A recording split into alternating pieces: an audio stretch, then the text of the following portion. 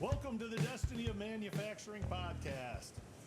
Here, live from FABTECH 2024, here at the Metal Form Pavilion. And as you can see from everybody behind me, in this large environment, it is, of course, the Precision Metal Forming Association's hospitality event, where we are thanking everybody from our industry for being here because it is tremendous.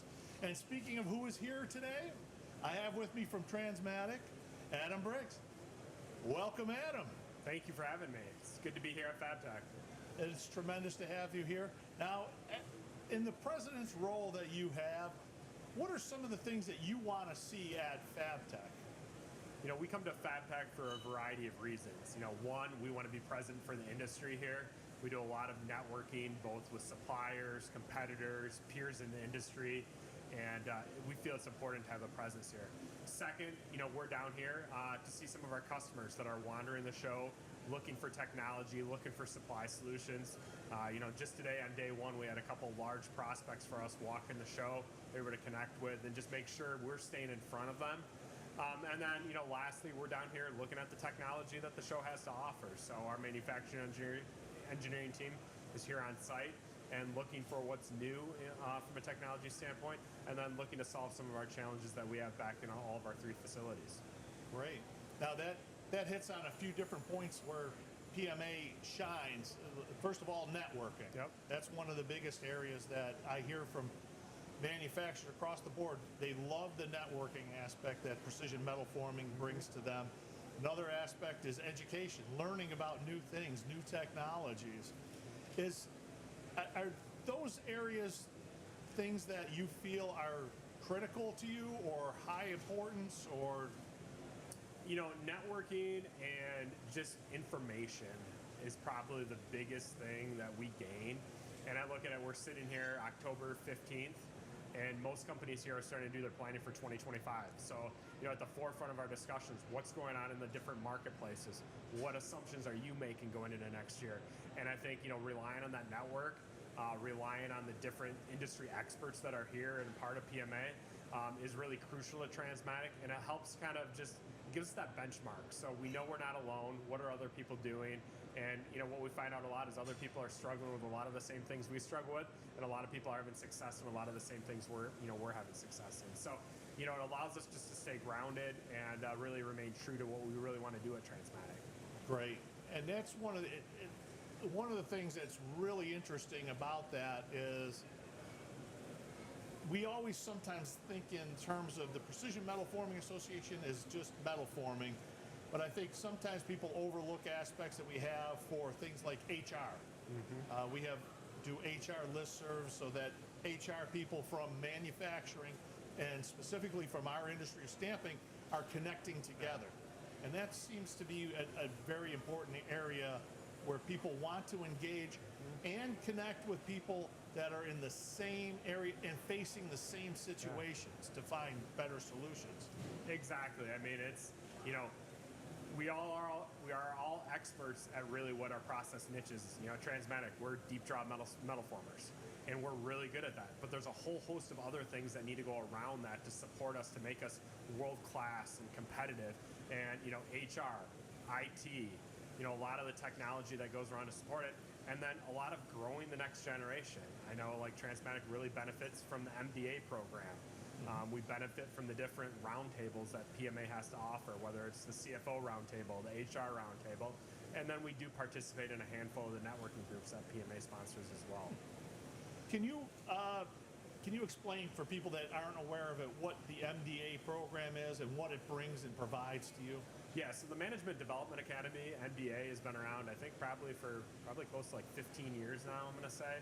And it's really a chance for up-and-coming leaders to get exposed not only to networking, because you're part of a cohort of 25 to 30 other PMA members, but it exposes you, I think it's like 10 to 12 different subject matters that as a leader you're going to come into contact with.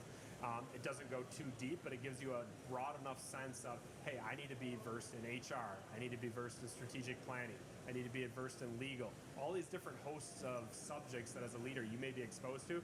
It gives you exposure, and it gives you a network of people that are at the same level going through those same types of environments.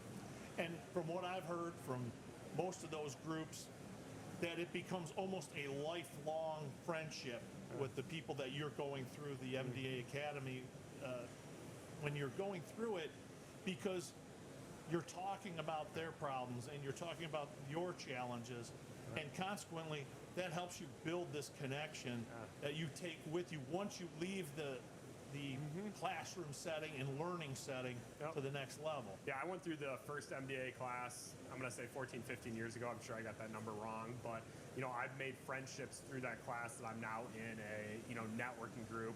I was an account manager when I went through it, and now I'm president, and I've been able to really build on those relationships and that network and pull on that when I've needed it throughout my journey at Trans-Matic. Great. And as far as some of the challenges that you've seen for workforce development, I think there's multiple elements in that. Is a shortage of workers, which means getting people interested in coming to work in manufacturing and specifically for your company. Do you think your greatest challenge is in finding people, getting them trained, or do you think it's retaining them? I think it's the first two. For us at Trans-Matic, it's finding them and then training them are the biggest challenges. Our retainment's very, very good at Trans-Matic. We're fortunate we have a very strong culture, but we take workforce development and recruitment very seriously.